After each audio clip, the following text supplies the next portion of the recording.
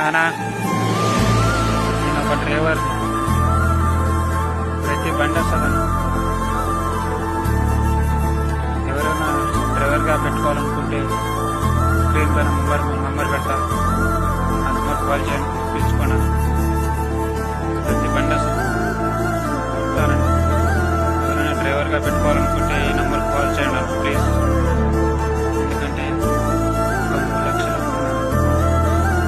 ఎవరైనా సాయం చేసేవాళ్ళు ఆ నంబర్కి కాల్ చేయండి అన్న. ఫోన్పే నంబర్ కూడా అదే. ప్లీజ్ అన్న, నా బాగా అర్థం చేసుకోండి.